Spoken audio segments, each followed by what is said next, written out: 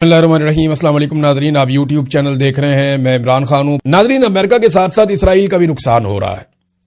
ये Donald Trump मजाक उड़ाते थे इंडिया का कि 8 जहाज उनके गिर गए, 9 गिर गए, 10 गिर गए।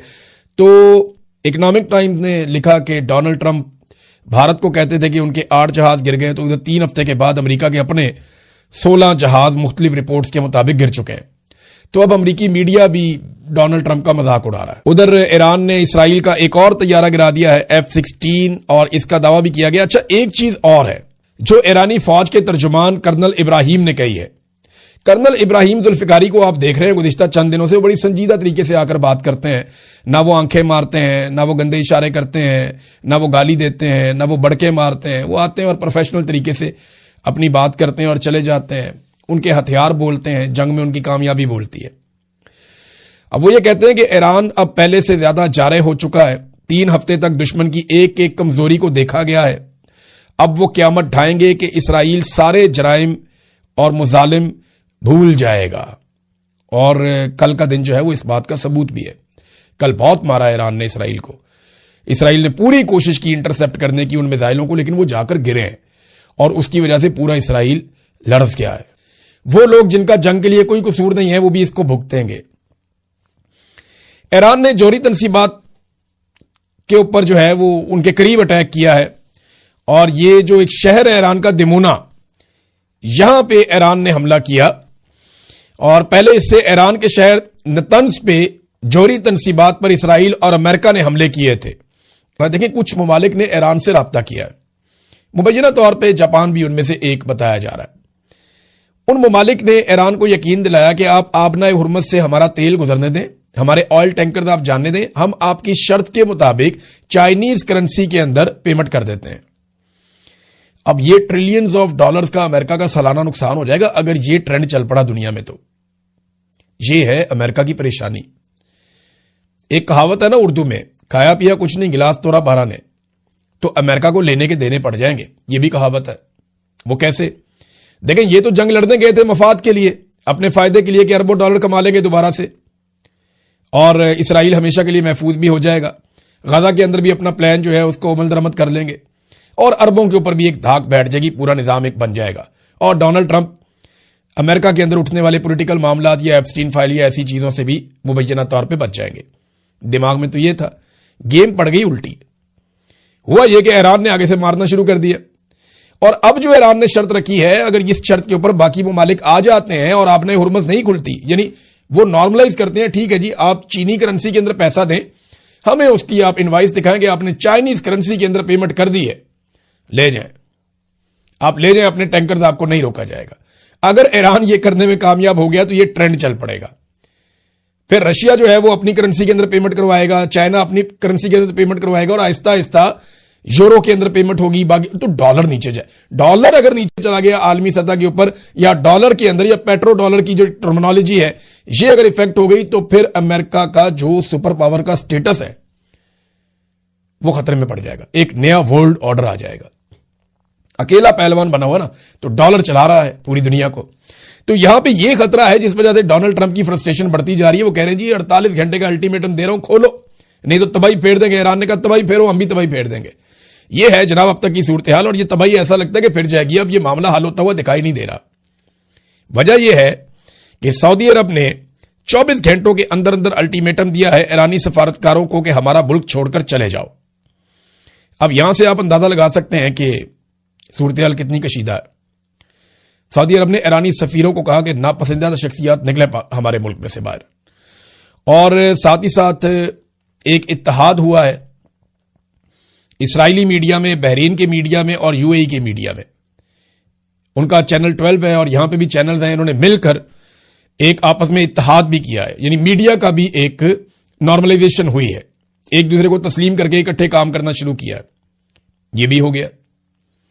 दूसरी तरफ अरब अमारात जो है वो भी ये इंदिया दे रहा है, और सऊदी अरब से भी ये खबरें आ रही हैं कि अब बाकायदा एलानिया तौर पे यहां पे अमेरिकन को ऑपरेशन की इजाजत दी जाएगी कि यहां से ऑपरेट कर सके, क्योंकि ईरान हमारे ऊपर अटैक करता है, उनका ये कहना है। तुर्की जो है उसके भी स्टेटमेंट्स थोड़े थोड़े से अब बदले हुए दिखाई दे रहे हैं। तो ऐसा लगता है कि अरब ममालिक से अब ईरान के ऊपर अटैक होगा। और पाकिस्तान को इस लड़ाई में उतरना पड़ जाएगा। पड़ क्या जाएगा पाकिस्तान की, तो ऐसा लगता है ख्वाहिश है कि वो इस लड़ाई में उतर जाए, क्योंकि जहां डॉलर वहां पे हमारी लड़ाई होती है। अमेरिका डॉलर देता है तो हम मुजाहिदीन बना देते हैं कि जनाब ये तो मुजाहिदीन है, ये तो कमाल लोग हैं। अमेरिका दोबारा डॉलर देता है तो हम कहते हैं नहीं ये तो दहशतगर्द थे, और फिर डॉलरों की लालच आती है तो हम उनको लाके पाकिस्तान में बसा देते हैं। फिर डॉलर की लालच आती है, हम उनके ऊपर बमबारी शुरू कर देते हैं। तो हमारा तो जनाब डॉलरों के साथ है मामला, डॉलरों के बगैर नहीं है। ईरान हमें डॉलर देता तो हम ईरान के साथ खड़े हो जाते, ये भी हो सकता था। लेकिन अभी एक अजीब ट्रेंड पाकिस्तान में मैंने देखा कि कल क्योंकि ईद का दिन था तो ईद के दिन ईद की नमाज पढ़ाई उलमा इकराम ने, तो पाकिस्तान भर की मसाजिद से ये बात रिपोर्ट हुई और हर जगह से दोस्तों ने बताया कि पूरे पाकिस्तान में मसाजिद में उलमा इकराम ने ईरान की फतह के लिए दुआएं मांगी हैं, ईरानी कौम के लिए दुआएं मांगी हैं और ईरान के हक में दुआएं मांगी है पूरे पाकिस्तान की मसाजिद में उलमा इकराम ने। अब सवाल यह पैदा होता है कि हमारी मिलिट्री एस्टेब्लिशमेंट हमारे मुल्क को एक ऐसी लड़ाई में ले जाना चाहती है या एक ऐसे मुल्क के साथ लड़ाई में ले जाने की बात कर रही है जिसके लिए पाकिस्तान की कौम दुआएं मांग रही है। यानी अगर पाकिस्तान ईरान के साथ लड़ा या ईरान के खिलाफ लड़ा तो यानी पाकिस्तान न्यूट्रल भी रह सकता है ना इस लड़ाई में। दोनों बरादर इस्लामी मुल्क हैं, ठीक है, आप दोनों आपस में ना लड़े, हम ये कह सकते हैं, हम सालसी का किरदार अदा कर सकते हैं, वो तो सबसे अच्छा है। लेकिन अगर ये दोनों लड़े तो अगर अब एक तरफ से खड़े हो गए तो मुसीबत बन जाएगी, क्योंकि जो दूसरी तरफ है उसको तो इसराइल और अमेरिका भी मार रहे हैं। इसलिए कौम की हमदर्दियां उनके साथ है। ईरान के साथ कौम की हमदर्दी इसलिए नहीं है कि कोई शिया सुन्नी का मामला है, नहीं, ईरान के साथ कौम की हमदर्दी इसलिए है कि ईरान को मारने वाले अमेरिकन और इसराइली है, और पाकिस्तान की एस्टेब्लिशमेंट ने सारी जिंदगी कौम को यह बताया कि इसराइली भी बहुत बुरे हैं और अमरीकी भी बहुत बुरे हैं। अब कौम के दिमाग में वो बात बैठ गई है, तो कौम कह रही है जी अगर वो इतने ही बुरे हैं तो आज ईरान उनसे लड़ रहा है, तो आप ईरान से क्यों लड़ने जा रहे हैं? तो ये कौम जिसके लिए दुआ कर रही है ये उसके साथ लड़ने जा रहे हैं। ये बड़ा महंगा काम पड़ जाएगा और बहुत अजीब काम हो जाएगा। नादरीन, ईरान ने एक चीज पे और खबरदार किया है और इसके ऊपर बीबीसी की रिपोर्ट भी है। ईरान ने कहा कि अगर अमेरिका ने खार्क जजीरे के ऊपर हमला किया तो ईरान बहेरा अहमर और आबनाए बादल मंदब इन दोनों को भी गैर मुस्तहकम कर सकता है। अब ये बहेरा अहमर कौन सा है? ये रेड सी है, ये बाब मंदब से आगे ऊपर जहां पे नहर स्वेद है, ये वहां तक का इलाका है समंदर का। और इसको ईरान कैसे गैर मुस्तहकम कर सकता है? यहां पे देखें सिक्योरिटी के कुछ एरियाज बने हुए हैं, उनको ईरान मिसाइलों से निशाना बना सकता है। और जो हौसी हैं वो क्योंकि यमन के हौसी ईरान को सपोर्ट करते हैं तो वो भी यहां पे एक बदअमनी पैदा कर सकते हैं। तो तेल की तिजारत मजीद मुतासिर हो जाएगी कि जो अल्टरनेटिव थोड़ा बहुत तेल निकलता है या कोई उनका है बंदोबस्त, वो भी खत्म हो जाएगा। तो ईरान ने यह कहा कि अगर अब ये किया गया तो फिर इसके नतीजे में हमारा रद्द अमल ये होगा। एक और चीज जो ईरान के स्पीकर ने की, कालीबाफ, उन्होंने जो स्टेटमेंट दिया, उन्होंने कहा जी इसराइल की फिजा अब दिफा के बगैर है। यानी ये दफाई निजाम था उनका, फिजाई दफाई निजाम, वो अब बहुत कमजोर है, खत्म हो गया। तो जो पहले से तयशुदा अहदाफ हैं उनको निशाना बनाने का वक्त अब आ चुका है, ये जनाब उन्होंने कहा कालीबाफ ने। तो ईरान के लिए अब वो टारगेट इजी हैं जो कल तक बहुत मुश्किल थे। एक और खबर है नादरीन, और ये बड़ी अहम खबर है। ये दावा किया गया कि 4000 मील दूर ईरानी मिसाइलों ने जाकर एक अटैक किया है, और ये जो अटैक किया है ये अटैक डिएगो गार्सिया के इलाके में किया है। वहां पे एक जजीरा है जो बरतानिया का है। अच्छा, इसके बाद ना फौरी तौर पे ये खबर इसराइली मीडिया ने उठाई और कुछ अमरीकी मीडिया ने खबर उठाई और अरब मीडिया ने भी ये खबर उठाई कि जनाब ईरान की बहुत ज्यादा हद बढ़ गई है और इनकी रेंज बहुत ज्यादा है इनके मिसाइलों की, ये पूरे यूरोप को भी तबाह कर सकते हैं। तो मैंने इस खबर को ज्यादा तवज्जो इसलिए नहीं दी थी क्योंकि मुझे लगता था कि ये कोई एक फॉल्स फ्लैग टाइप का ऑपरेशन है कि यूरोप को खौफजदा किया जाए ईरान के जरिए से कि जनाब ईरान के मिसाइल तो यहां तक पहुंच रहे हैं तो वो आप सबको भी मार सकता है, पूरे यूरोप को मार सकता है, लिहाजा मिलकर ईरान वाला खतरा खत्म कर दिया जाए। लेकिन ईरान ने इसके ऊपर एक स्टेटमेंट दिया और ईरान ने यह कहा कि जनाब ये मिसाइल हमने नहीं दागे, हमने ये मिसाइल नहीं चलाए, ये मिसाइल कहीं और से आए। अब ये बताएं जनाब मिसाइल कहां से आए, ये बात तो फिर इन्वेस्टिगेशन में पता चल सकती है क्योंकि ये दोनों मिसाइल अपने टारगेट पे नहीं आए, लेकिन सिर्फ ये बताया गया कि यहां पे 2 मिसाइल आए, ईरान वाली साइड से आए। अब ये किसने चलाए, कहां से चलाए, इसके बारे में कोई इंफॉर्मेशन नहीं है। और 4000 मील दूर आकर अगर ये मिसाइल गिरे हैं तो ये पूरे यूरोप को एक वार्निंग देने वाली, वार्निंग शॉट होता है ना, ये उस तरह का एक शॉट है कि पूरे यूरोप को एक वार्निंग दी गई है। लेकिन ईरान ने कहा जनाब कि ये हमने नहीं चलाए। पाकिस्तान के सबसे बड़े और मकबूल लीडर, पाकिस्तान के साबिक वजीर आजम और पाकिस्तान की अवाम की अक्सरियत के मुश्तरका लीडर इमरान खान साहब, उन्होंने अपने बेटों से बात की है टेलीफोन पे, और बात तो बड़ी लंबी चौड़ी है लेकिन एक जुमले में सारी कहानी है। इमरान खान ने अपने बेटे से कहा, जो उनकी बहन ने रिपोर्ट भी किया, कि कासिम, मेरे पाकिस्तानियों को मेरी तरफ से ईद मुबारक देना। ये इमरान खान साहब ने जेल से आप सारे पाकिस्तानियों को ईद मुबारक का पैगाम भेजा है। तो अब मैं इससे ज्यादा क्या कहूं। वो जेल में भी आपके बारे में सोचता है, जेल काट भी आपकी वजह से रहा है। उसने कहा था कि मैं आपका नाक नहीं कटवाऊंगा, उसने कहा था कि मैं आपको झुकने नहीं दूंगा, उसने कहा था जो जो वादा उसने आपके साथ किया उसने पूरा किया। वो भागा नहीं डर के, उसने सौदेबाजी नहीं की, उसने आसिम मुनीर के सामने घुटने नहीं टेके, वरना हर जर्नैल के सामने हर सियासतदान ने या तो घुटने टेके हैं या गर्दन कटवाई है। इमरान खान साहब ने फंसा भी लिया और हार भी नहीं मानता। एक आंख भी उसकी इन्होंने ज़ाया कर दी और ये सरकारी ज़राए बताते हैं, और इसके बावजूद वो आदमी पीछे हटने के लिए तैयार नहीं है। ये इमरान खान का पैगाम था, आप तक पहुंच गया। इमरान खान ने और भी बहुत पैगाम दिए हैं आपके लिए, और उसको उम्मीद है कि उसकी कौम एक दिन खड़ी हो जाएगी, और इसी उम्मीद के सहारे वो ये लड़ाई इस कौम के लिए लड़ रहा है। आसिफ अली जरदारी, नवाज शरीफ, आसिम मुनीर अगर इमरान खान साहब के साथ बैठ जाए, बातचीत हो जाए तो मसले का हल निकल आएगा। देखिए, आसिफ अली जरदारी और नवाज शरीफ तो ना 3 में ना 13 में बेचारे बिला वजह ही बीच में होंगे। लेकिन अगर आसिम मुनीर इमरान खान साहब से मिलने जाके, जो इमरान खान की बहन ने भी कहा था कि अगर इमरान खान के सामने कोई रो दे तो वो फिर माफ कर देते हैं, लेकिन आसिम मुनीर साहब को करना क्या, सिर्फ इमरान खान साहब से ये कहना कि जी मुझे आप कुछ ना कहें। फिर उन्हें इस्तिस्ना की भी जरूरत नहीं रहेगी, फिर उन्हें किसी और ऐसी चीज की जरूरत नहीं रहेगी, और वो निकल जाए इस सारे मामले में से। ठीक है, छोड़े सियासतदानों को, मुल्क को चलाने दें, लेकिन जिसके पास ताकत होना पाकिस्तान में, वो ताकत छोड़ता नहीं है। जिसके पास इख्तियार और इक्तदार आ जाए ना, वो उसको छोड़ता नहीं है। पाकिस्तान में नीचे से लेके ऊपर तक आवे का आवा ही बिगड़ा हुआ है। कोई आदमी भी अपनी सीट छोड़ना नहीं चाहता।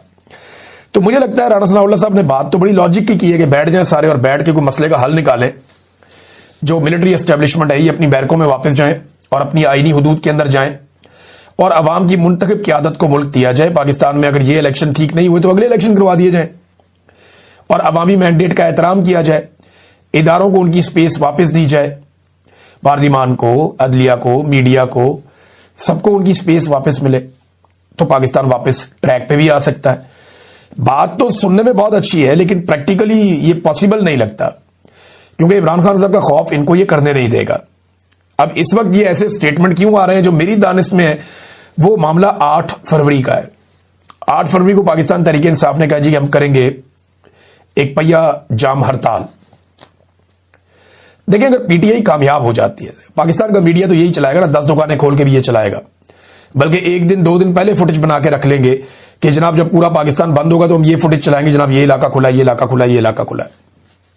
मीडिया को ये 2 नंबरियां करनी आती हैं, एस्टेब्लिशमेंट को भी आती हैं। लेकिन अगर अमली तौर पर पाकिस्तान बंद करने में कामयाब हो गई पाकिस्तान तहरीक इंसाफ 8 फरवरी को, तो फिर एक बात याद रखिएगा, खतरे की घंटी बज जाएगी। क्योंकि स्ट्रीट मूवमेंट जो है उसके लिए अब कोशिशें आगे बढ़ रही हैं। खैबर पख्तूनख्वा में बहुत सारे दौरे रखे गए हैं सुहेल अफरीदी के, मुख्तलिफ इलाकों में वो जाएंगे, मुख्तलिफ इजला में वहां रैलियां निकाली जाएंगी, एक मोटिवेशन जो है वो अब शुरू की जाएगी, और स्टूडेंट्स को बहुत अहम रोल मिलने वाला है आने वाले दिनों में। तो आप देखेंगे कि स्ट्रीट मूवमेंट आगे की तरफ बढ़ेगी। नंबर 2, 9 तारीख को जुमे वाले दिन अब ये खैबर पख्तूनख्वा से वजीर आला उठेंगे और अपने साथियों के साथ सिंध जाएंगे। कराची में बड़ी गहमा गहमी है, इसके ऊपर मूवमेंट शुरू हो गई है, और कराची में बड़े अरसे के बाद पाकिस्तान तहरीक इंसाफ का कोई रहनुमा इस तरीके से मुतहर्रिक होने जा रहा है। तो कराची ने पहले भी बड़े बड़े इज्तिमा किए हैं, कराची ने पहले भी बड़ी जबरदस्त पैगाम दिया है हर मौके के ऊपर। तो यहां आप देखते हैं कि कराची किस तरह से रिस्पॉन्ड करता है। तो 8 फरवरी की फिक्र है, स्ट्रीट मूवमेंट की फिक्र है, और जब भी इन्हें फिक्र होती है ये इसी किस्म का कोई स्टेटमेंट दे देते हैं। देखिए, नया साल आया नादरीन, सब एक दूसरे को मुबारकबाद दे रहे हैं।